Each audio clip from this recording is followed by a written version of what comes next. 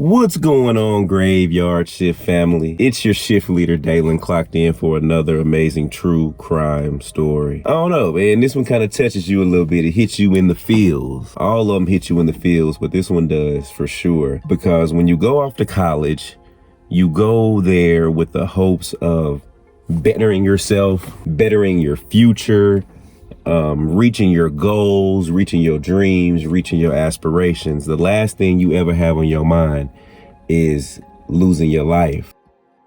This story for sure hits home, I know, for a lot of parents, because that fear when you send your child off to school, you know, you have all these desires for them, but I know it's that fear of what could possibly go wrong. Today's story takes us all the way to Indiana. You see, there was a young lady by the name of Brook Baker. I'm willing to die. I'm willing to give up my life. Find out the truth on Brooke. I can't live without justice for Brooke. You see, Brooke was a 19-year-old journalism major and sophomore at Vincennes University. And I'm pretty sure that's not how you pronounce it. Vincennes University in Indiana. You see, they say she was ambitious and she hoped to become a top flight journalist one day. But see, this is when the story gets crazy. You see, on the day of September the 7th, 1997, Brooke's brother found her dead in her bed in her off-campus apartment. Now, reports say that she had been brutally assaulted and she was stabbed to death. But see, the thing is, there was no signs of like a forced entry, but there was evidence of a violent struggle between her and whoever it was that came into her house. But see, this is what was interesting about the crime scene. Amongst the struggle and the body and all of this, the faucet in the bathtub was left running, which was just odd, right? So as investigators started looking into the case, they discovered three possible theories as to who could have killed Brooke. Now, the first theory that everyone thought was very, very plausible was that Brooke was involved in journalism at the university, and that she had became very, very active with the campus newspaper. And they say that in spring of 1997, she was investigating an alleged date assault that occurred at a local fraternity. Now, you know how that goes most of the time. You've seen it in all the episodes of Law and Order and CSI Miami. Usually the person is researching a story that someone feels like they have no business researching, and there's always some sort of dramatic repercussion, right? So that's what the police were thinking here. So during that time, Brooke had allegedly interviewed several women who had run-ins with the fraternity members. But see, no one really liked her looking into this case, and people began to threaten her verbally and like sending her, you know, horrible emails. So she was going through the ringer trying to expose this fraternity for all their salacious acts, right? But say, Brooke was a fighter though, man. She was unfazed. She didn't care about none of that.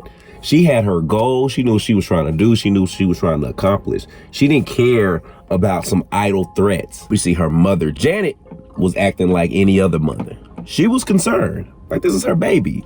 This is her baby on her own journey.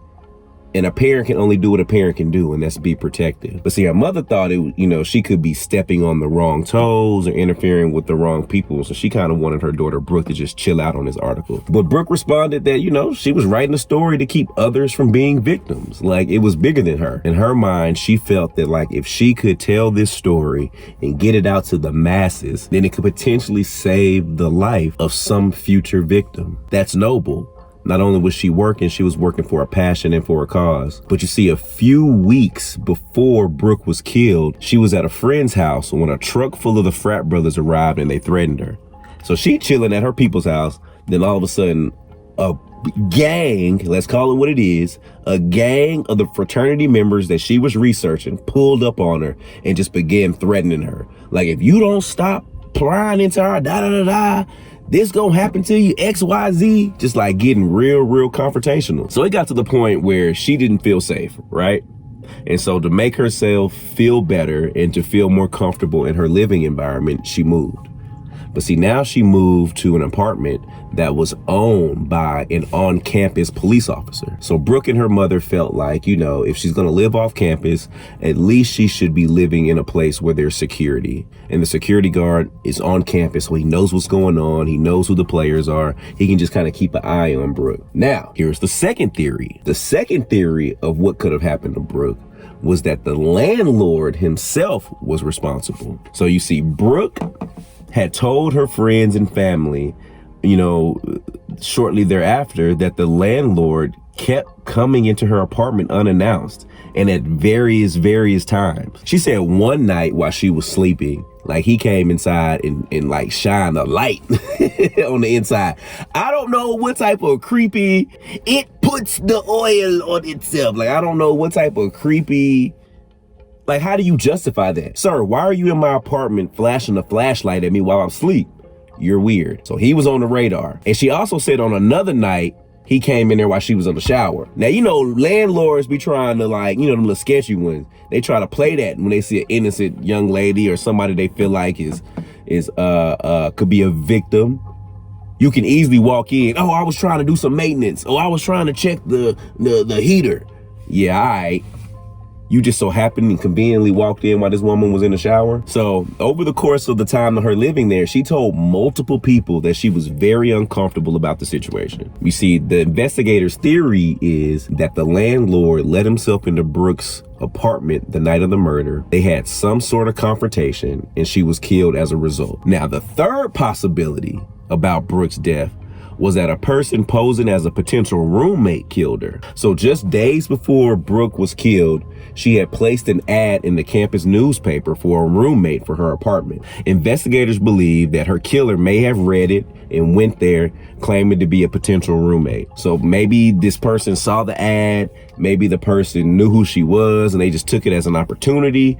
But the third theory is someone came across her rental ad, came to the apartment and killed her. Now, the theory is supported by the fact that there was no evidence of forced entry in her apartment.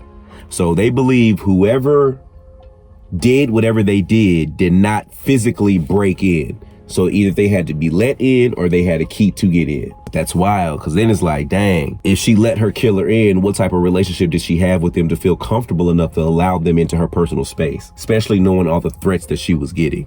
Right? So during all of this, the investigators started looking into the physical evidence that they found in the case. They tested DNA samples found on Brooke with more than 50 suspects. But the crazy thing is, none of them matched. So investigators started looking to question her cousin about the case.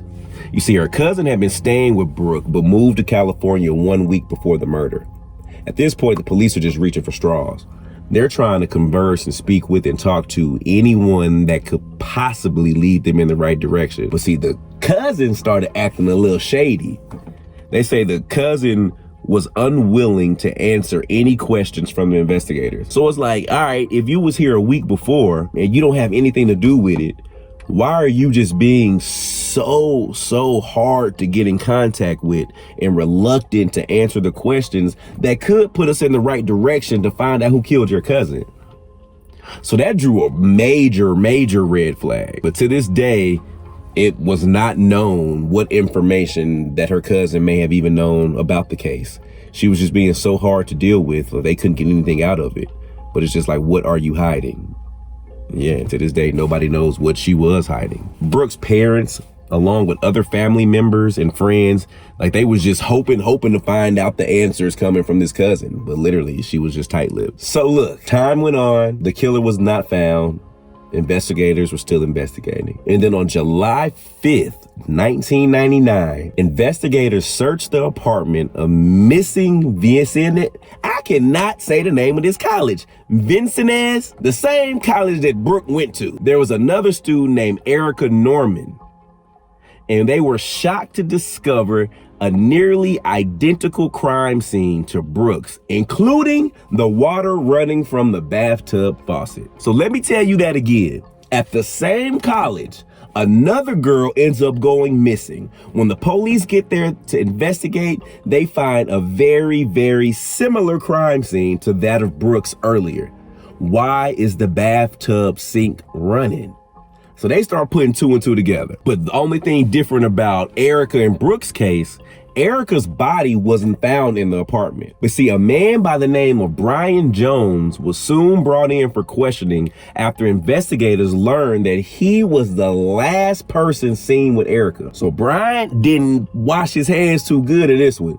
He was actually seen with Erika. So people saw him, police went to go question him. See, after interviewing him, investigators learned that he was a roommate. Listen to me now. This man was the roommate of a man who was dating Brook before her murder. So Brook was dating a guy before she was found killed. His roommate was this guy who is now being looked at for the murder of another young girl on campus. So they get to Buddy. He's answering questions. He's trying to act cool, calm, collective. He gives them his DNA. Y'all, why they run this man's DNA? And it became conclusive. It was a conclusive match of the semen found on Brook's body and under her fingernails. So not only did they run this man's DNA for that girl Erika, they ran it for Brook, and it was a match. He was then arrested and charged with her murder. And then 2 weeks later, they found Erika's body. And when they did, the guy Brian, he pleaded guilty to her murder. In exchange, the death penalty could not be used at Brook's trial. And at Brook's trial, it came out that on the day after her murder, he had been seen with scratches on his face. And they also said that right before the murder, Brian had rented a movie about stabbing the girl to death and washing the knife off in a sink. So it was like he had all these things just playing in his mind, planning this attack that he was going to do on someone. And then getting away with it seemingly the first time he tried to run it back, but he was sloppy and got caught. And that's why on December 14, 2000, he was sentenced to life in prison without the possibility of parole for both Brook and Erika's murders. But sadly, Brook's mother, Janet, she ended up passing away in 2004. Albeit, she got to see justice for her daughter. I'm sure the pain, the sorrow, the agony of everything that just came from that cut her life much, much shorter. Evil has no face, it has no location, it has no rhyme or reason. Stay safe out there, y'all. Love, love, love.